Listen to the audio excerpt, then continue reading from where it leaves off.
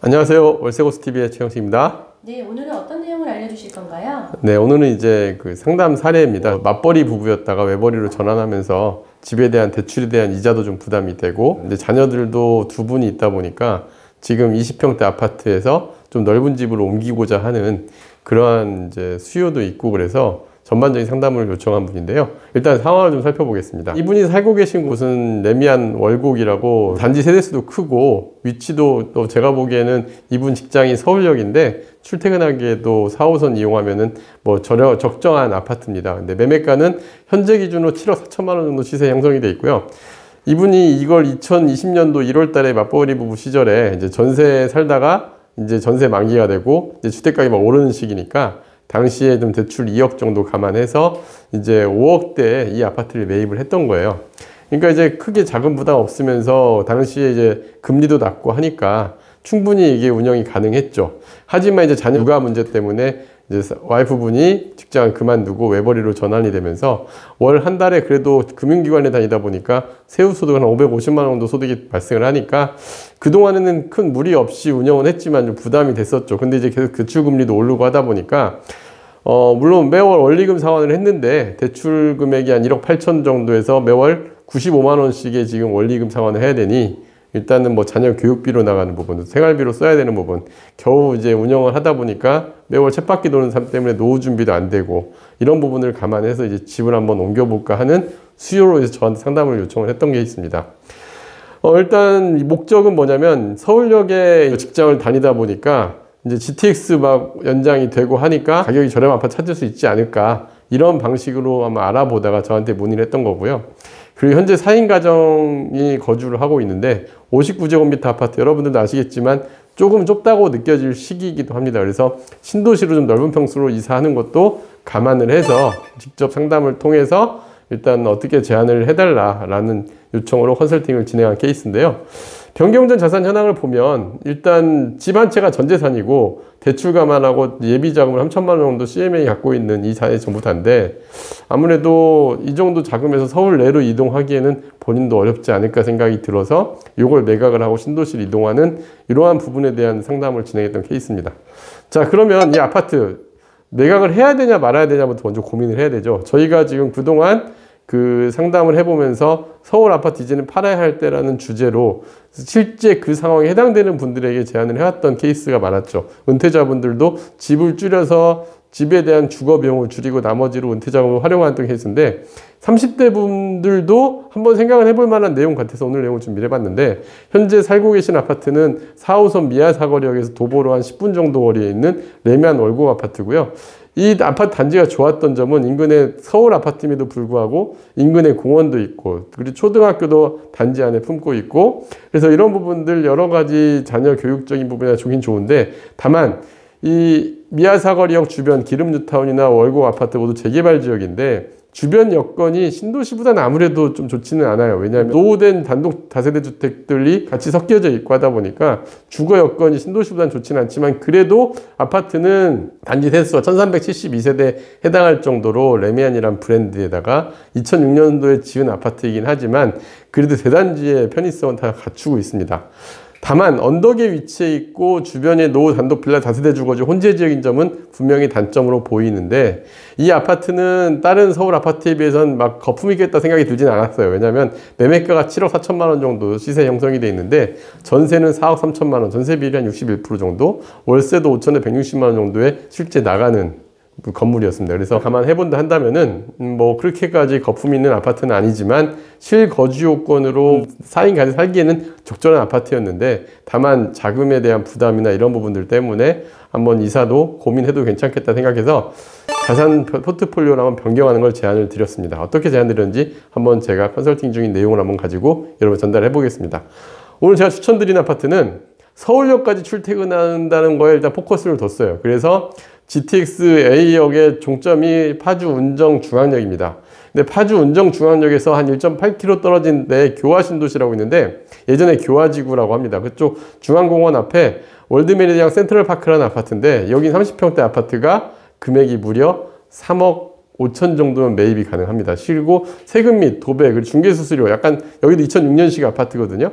공교롭게도 같은 2006년식 아파트인데 이런 부대 비용까지 감안해 3억 7,200이면 대출 없이 매입이 가능합니다.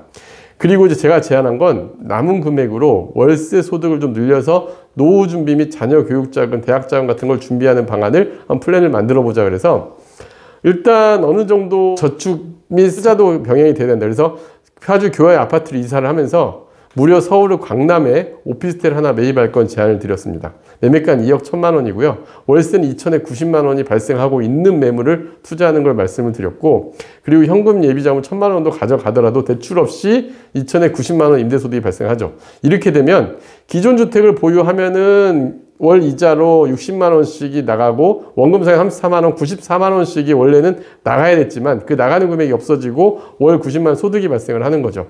그러면 150만 원의 월 순수익 증대 효과가 있고 이 금액을 가지고 저축을 늘린다면 100만 원 정도를 저축을 한다면 연금 자금, 연금 상품도 20만 원 정도, 그 다음에 자녀 교육을 위한 펀드 상품도 20만 원 정도, 그리고 목돈 마련을 위한 정기 적금은 50만 원 정도씩을 매월 저축을 계속 할 수 있게 포트폴리오 만들 수 있다는 점은 이건 제가 얘기한 게 아니라 이분이 금융기관에 다니다 보니까 자기가 저런 포트폴리오도 생각을 해보시더라고요. 그래서 일단 장점은 이런 부분들을 갖다가 포트폴리오 구성을 하게 되는데 일단 아파트 자체를 먼저 보여드리면 30평대 아파트니까 4인 가족 거주하기에는 훨씬 더 환경이 좋아지죠. 그리고 인근이 또 상가지역이라든가 이런 것도 잘 갖추고 있다 보니까 편의시설도 되게 좋아요. 오히려 기존에 살던 아파트보다 주변 여건이 훨씬 좋아지는 걸 알 수가 있습니다. 그리고 바로 앞에 공원도 있고 학교 도서관도 가깝고 또 4인 가정 살기 어쨌든 면적도 넓어지는 부분까지 감안한다면은 좀 더 낫지 않나 생각이 들고요. 이 아파트 분석을 해보면 매매가 3억 5천만 원인데 전세가 또 2억 5천만 원입니다. 그러니까 기존 레미안 월고 아파트가 전세 비율이 60% 된다면 전세 비율이 70%가 넘어요. 그 다음에 월세도 3천에 120만 원이 현재 매물로 나와 있더라고요. 그렇다 그러면 3억 5천에 매입해서 투자용으로 본다 하더라도 무려 수익률이 4.5%, 아파트가 4.5% 수익 나오기 쉽지 않거든요. 이런 부분까지 감안하면 제가 판단하기에는 금액을 낮추고 저축을 늘리고 이런 방법으로 하는 것도 괜찮아 보였습니다. 자, 그러면 아파트에서 집까지 걸리는 제가 시간도 한번 따져봤어요. 저 월드미래 센트럴파크에서 GTX를 이용해서 서울역에 이분이 다니고 있는 건물까지 도어 투 도어로 얼마 정도 걸린지 확인해 보니까 45분 정도 걸렸습니다. 그런데 레미안 월곡 아파트에서 서울 시티타워 이분이 다니고 있는 서울역에 건물까지 출퇴근 시간을 따져보니까 실제로 확인을 해보니까 44분, 1분 정도 차이가 나는 거예요. 그러니까 출퇴근 시간에도 변동이 없고 자녀 교육 여건은 훨씬 더 좋아지고 생활 여건도 좋아지는 상황이 되는 겁니다. 그래서 이런 부분을 감안한다면 좀 이사하는 것도 괜찮은 고려 방법이 아닌가 생각이 들어요. 물론 서울에 있다가 파주로 간다는 거는 좀 단점으로 보여질 수 있죠. 그러면 이분이 만약에 레미안에 거주했을 때와 파주 이주하고 오피스텔에 임대 사업을 했을 때를 어떤 상황이 바뀌는지 한번 볼게요. 만약에 레미안에 거주한다면 1억 8천의 대출은 그대로 보유해야 되게 됩니다. 그런데 만약에 파주로 이사하고 강남 오피스텔 투자를 하면 대출 없이 현금 1천만 원을 보유하게 돼요. 그리고 부동산 자산은 월곡 레미안 아파트 한 채를 보유하는 거고 만약에 파주로 이사한다면 파주 아파트 플러스 강남구 역삼동의 오피스텔을 하나 또 보유하는 거죠. 저는 이게 리스크 헤지도 괜찮다고 생각합니다. 여기서 제일 중요한 소득 상황인데요. 현재는 남편 소득 월 550만 원을 받아서 60만 원의 이자를 내고 있는 상황입니다. 그래서 순소득은 490만 원. 물론 원금 상환하는 건 제외하고입니다. 그런데 만약에 파주로 거주를 이사를 한다면 550만 원 플러스 90만 원의 임대소득이 발생을 하게 되죠. 자, 그러면 장점은 서울 아파트를 거주하면 서울 아파트 가격 상승이 계속적으로 한다면 물론 황금성 면에서도 파주에 있는 아파트보다 훨씬 더 우수할 겁니다. 반면에 파주로 이사를 한다면 어떤 장점이 있냐면 부채 없이 안정적 생활이 가능하고 강남 오피스텔에서 임대소득도 증대가 돼서 저축도 가능한 장점이 있죠. 반면에 단점은요.